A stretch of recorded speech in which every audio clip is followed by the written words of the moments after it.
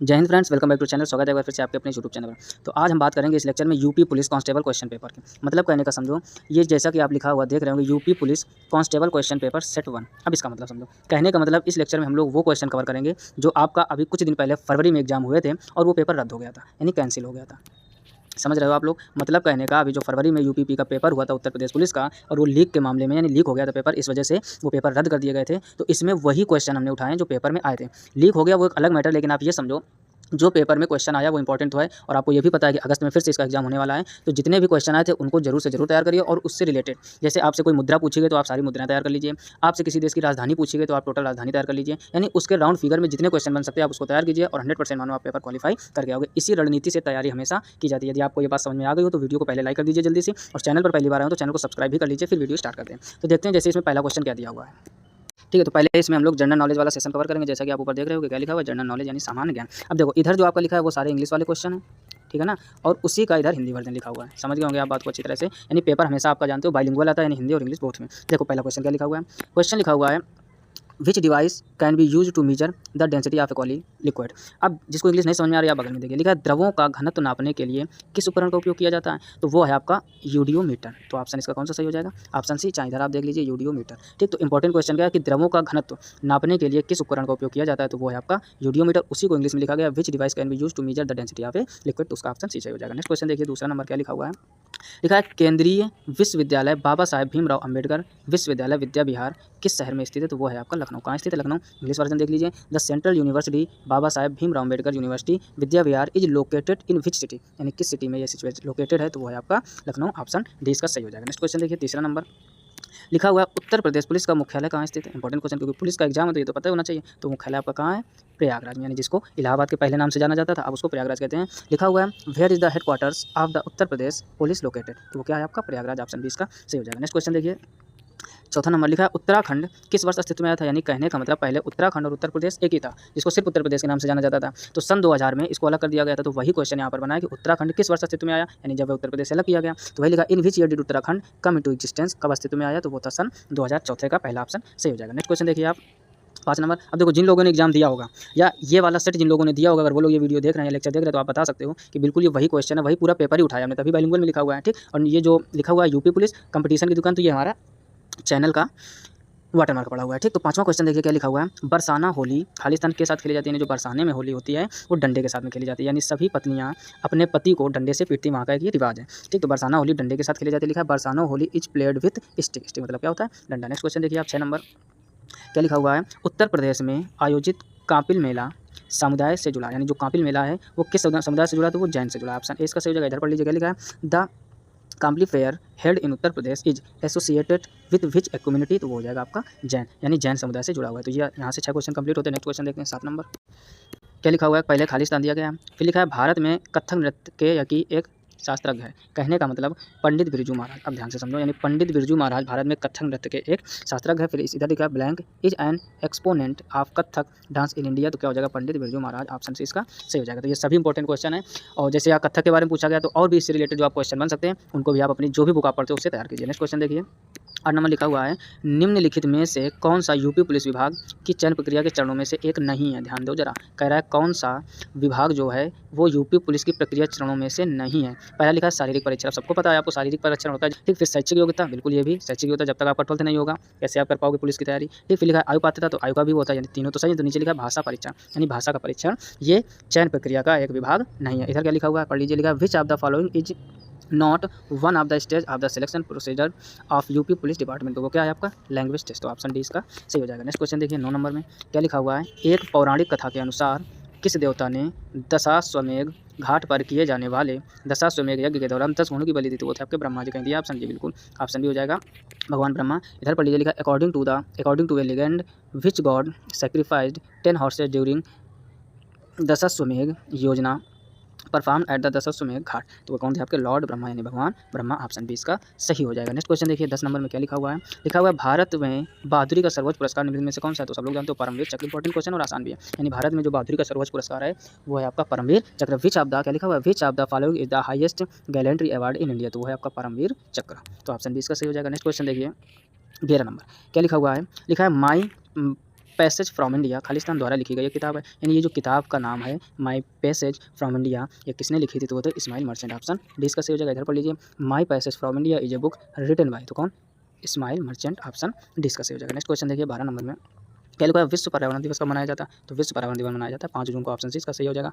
World environment day is held on which day? कब? 5 जून। तो option C इसका सही हो जाएगा। अब देखिए 12 नंबर में जैसे लिखा है विश्व पर्यावरण दिवस किस दिन मनाया जाता है? तो 5 जून को। अब जितने भी दिवस हैं इंपॉर्टेंट दिवस वो आप सभी तैयार कर लीजिए, कोई भी दिवस आएगा आप आसानी से कर पाओगे, ठीक। तो तैयारी इस हिसाब से की जाती है। तो उसके राउंड फिगर में कितने इंपॉर्टेंट क्वेश्चन बन रहे हैं उसको आप तैयार कीजिए, 100% आप पेपर क्वालिफाई करके आगे। यहाँ तक हो गया 12। नेक्स्ट क्वेश्चन देखते हैं 13 नंबर, क्या लिखा हुआ है? पहला क्वेश्चन 13 नंबर में लिखा है जेट इंजन का आविष्कार इन्होंने किया था। किन्होंने नहीं होना चाहिए, जेट इंजन का आविष्कार किसने किया था या इन्होंने किया था? तो वो हो जाएगा आपका सर फ्रैंक व्हिटल। यानी जो जेट इंजन होता है उसका आविष्कार, जेट इंजन जो होता है उसका आविष्कार किसने किया था? तो वो किया था सर फ्रैंक व्हिटल। इधर पर लीजिए लिखा who invented the jet engine, तो उसका ऑप्शन हो जाएगा B sir Frank Whittle. Option B correct. Next question देखिए 14 नंबर, लिखा हुआ है निम्नलिखित में से कौन सा सामाजिक मीडिया नेटवर्क एक सार्वजनिक रूप से सूचीबद्ध कंपनी नहीं है? तो वो है आपका क्योरा, ठीक। फिर से पढ़ लीजिए, कह रहा है निम्नलिखित में से कौन सा सामाजिक मीडिया नेटवर्क एक सार्वजनिक रूप से सूचीबद्ध कंपनी नहीं है? तो वो है आपका क्योरा। ठीक है, which of the following social media networks is not a publicly listed company? तो वो है आपका क्योरा। ऑप्शन डी इसका सही हो जाएगा। नेक्स्ट क्वेश्चन देख लीजिए 15 नंबर में,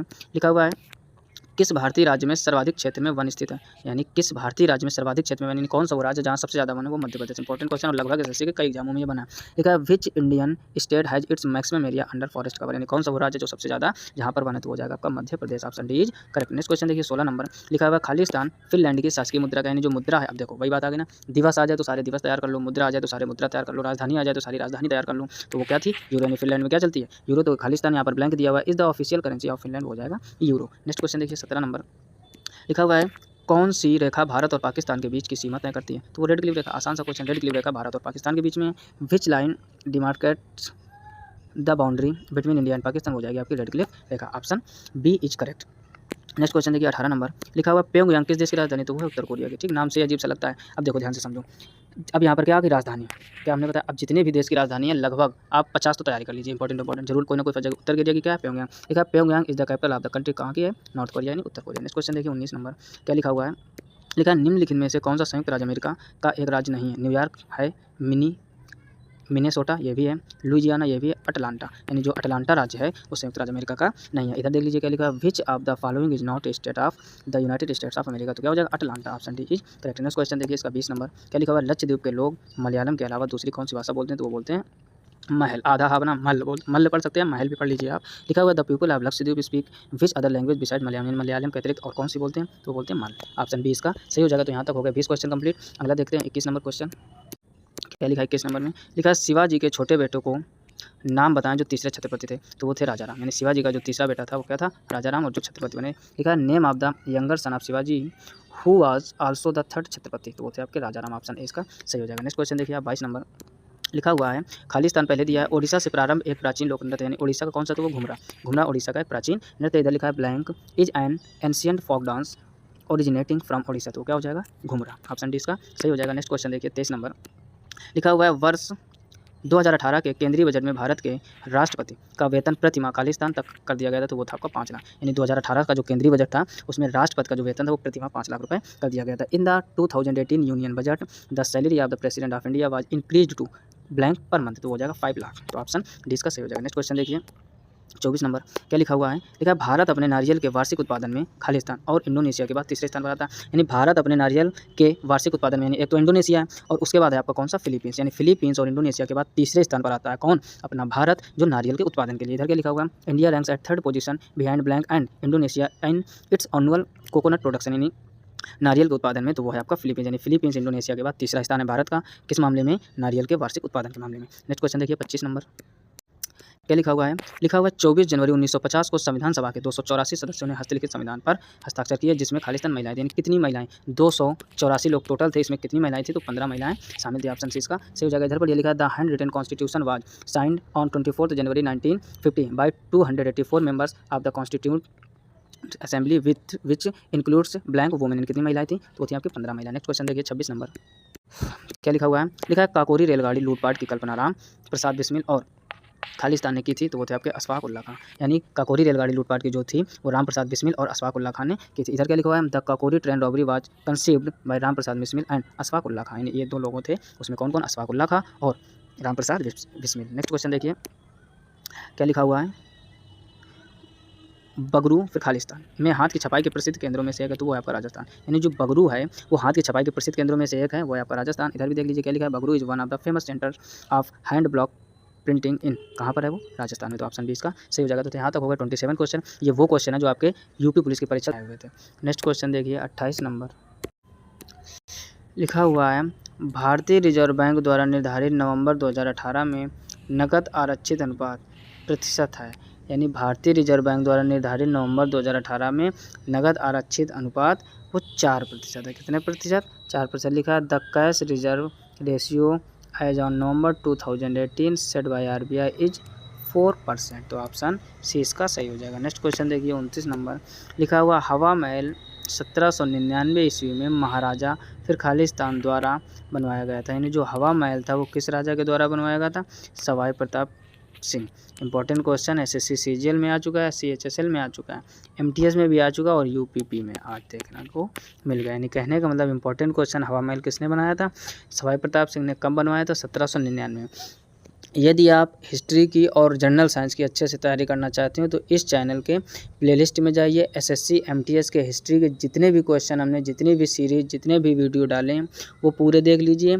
जनरल साइंस के पढ़े हुए हैं यानी फिजिक्स के पढ़े हुए हैं, SSC MTS के CGL के, कुल मिला के SSC के नाम का जितना मैटर इस चैनल पर पढ़ा है सभी प्रीवियस ईयर क्वेश्चन है।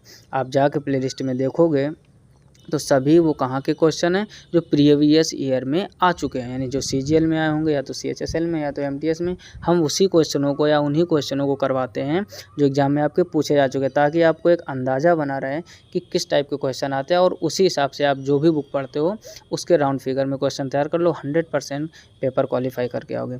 ये नहीं कि जो हमने क्वेश्चन करवाया या जो इस वीडियो में करवा दिया बस वही पढ़ लिया, वही क्वेश्चन दोबारा थोड़े ना पूछेगा।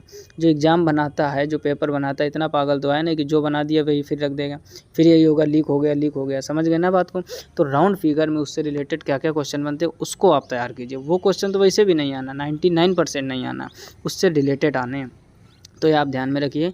इस चैनल पर जितनी मैराथन 2 क्लास पढ़ी हुई हैं और जितने भी लेक्चर पढ़े हुए हैं हिस्ट्री के और फिजिक्स के प्रीवियस ईयर में, ज़रूर आप तैयार कीजिए। ये क्वेश्चन उसमें भी करवाया है हमने और यहाँ यूपी पुलिस में भी आया। लेकिन हवा महल का निर्माण सवाई प्रताप सिंह ने करवाया था और कब करवाया था, तो वो 1799 ईस्वी में। इंग्लिश वर्जन देखते हैं, लिखा Hawa Mahal was built in 1799 AD by Maharaja, तो Sawai Pratap Singh. Option C is correct. Next question देखिए 30 नंबर लिखा हुआ है, संयुक्त राष्ट्र महासचिव एंटोनियो गुटेरस किस देश के प्रधानमंत्री थे, तो वो पुर्तगाल के थे। ऑप्शन 20 का सही हो जाएगा। आसान क्वेश्चन है।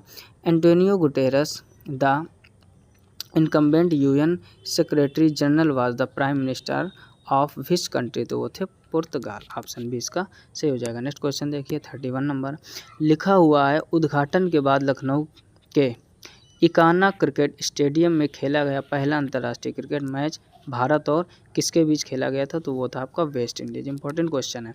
यानी भारत और वेस्ट इंडीज़ के बीच में पहला मैच खेला गया था कहाँ, उद्घाटन के बाद लखनऊ के इकाना क्रिकेट स्टेडियम में। इधर देखिए क्या लिखा हुआ है, the first international cricket match played at Lucknow's Ekana cricket stadium after its inauguration was T20 game played between India and West Indies. Option A इसका सही हो जाएगा। नेक्स्ट क्वेश्चन देखिए 32 नंबर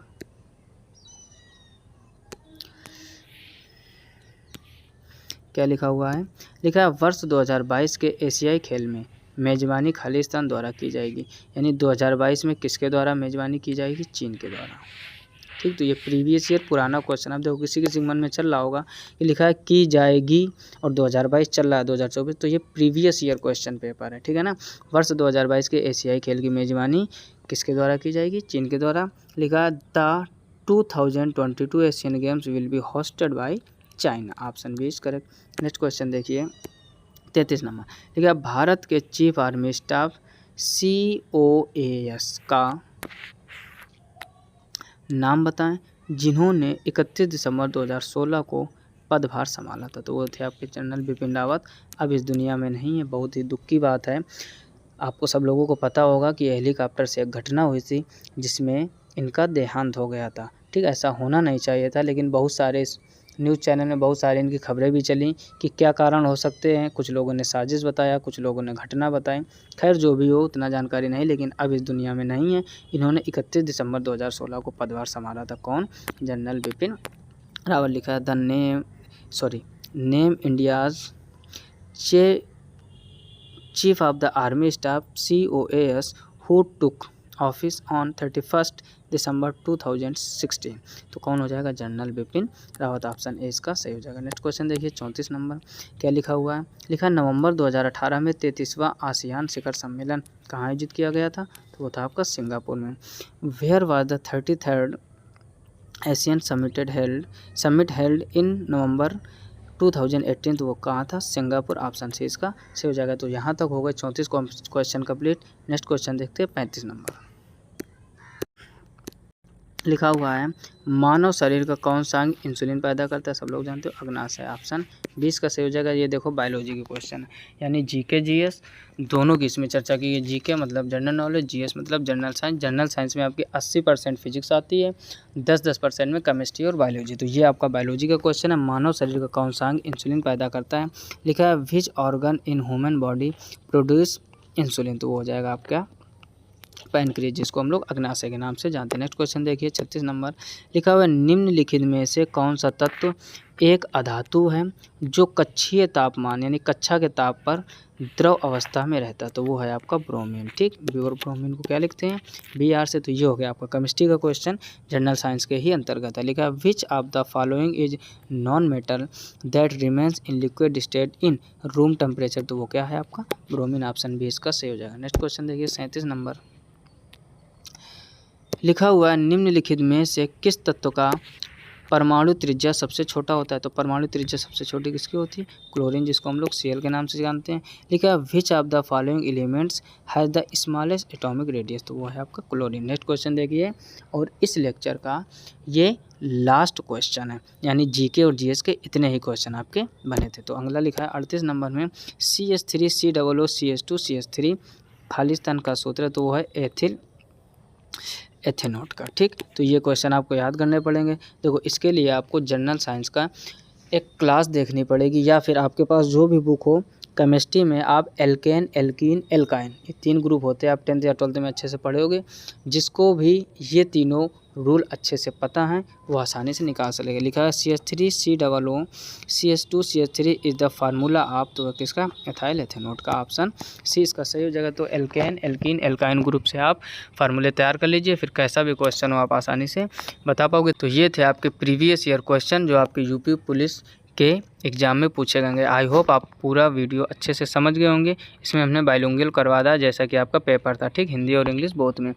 अगर वीडियो अच्छा लगा तो वीडियो को लाइक कर दीजिए। जो भी दोस्त आपके पुलिस की तैयारी कर रहे हो, चाहे SSC की तैयारी, सबको शेयर कीजिए। आपके एक शेयर से किसी का भला हो जाए, इससे अच्छी बात नहीं हो सकती। तो ज़रूर से ज़रूर शेयर कीजिए। और चैनल पर पहली बार आए हो तो चैनल को सब्सक्राइब करके नोटिफिकेशन बेल को ऑल पर ज़रूर से ज़रूर सेलेक्ट कर लीजिए, जिससे मैं कोई भी नया वीडियो अपलोड करूं। लगभग 1 या 2 वीडियो डेली में डालता हूं और आपको उसका नोटिफिकेशन मिलता रहे। मिलते हैं नेक्स्ट वीडियो में, तब तक अपना ख्याल रखिए, अच्छे से पढ़ाई करते रहिए। तब तक के लिए जय हिंद, राधे राधे।